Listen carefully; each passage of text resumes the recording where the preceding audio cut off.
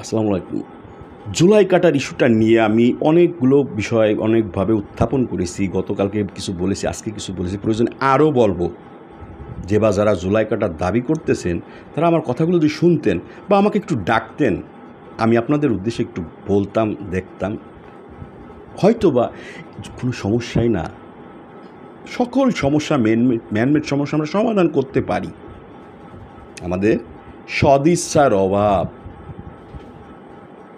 আমাদের দুই কান আল্লাহ কেন দিছে? শোনার জন্য। মুখ দিছে বলার জন্য, চোখ দিছে দেখার জন্য, নাক দিছে ঘ্রাণ নেওয়ার জন্য। এটা কেন দিছে? 3.5 আউন্স কেন দিছে আল্লাহ? এটা কেন? জ্ঞানীর কলমের কালি শহীদের রক্তের চেয়ে পবিত্র। শহীদ কে? কোন জ্ঞানী?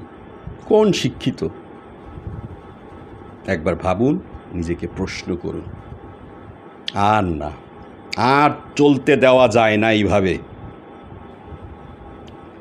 11টি মাস আমাদের দেশকে, 11 বছর নয়, 33 বছর আমাদের পিছিয়ে নিয়ে গেছে। একটা দেশকে পঙ্গু করার জন্য দুইটা জিনিস যথেষ্ট: শিক্ষা ব্যবস্থা, বিচার ব্যবস্থা। যে দেশে বিচার নাই, যে দেশে শিক্ষা নাই, সেটা দেশ না। আর কি দেখতে চান আপনারা? আর কি দেখতে চান বলেন?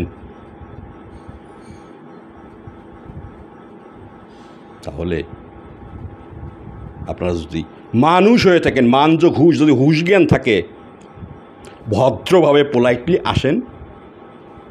আমরা এই সরকারকে ভদ্রভাবে তাদেরকে সরায় জনগণের 18 কোটি 20 কোটি জনগণের 3 মাস দায়িত্ব দিয়ে বা 5 মাস দায়িত্ব দিয়ে একদম টু দ্য পয়েন্টে সকলের সামনে লাইভ আমরা কিছু দায়িত্ব দিয়ে তাদের বসায় আমরা একটা পরিপূর্ণ 100% ফেয়ার ইনশাল্লাহ নির্বাচন করতে পারবো।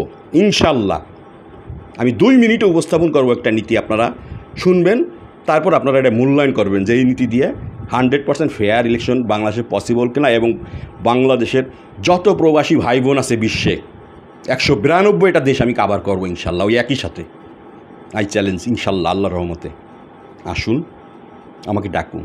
আমার এক কাপ চা খাওয়ানো লাগবে না, আমার লাগলা গাড়ি দরকার নাই, আমার সরকারি চেয়ারও দরকার নাই। আমি কথা দিচ্ছি আপনাদের। ধন্যবাদ।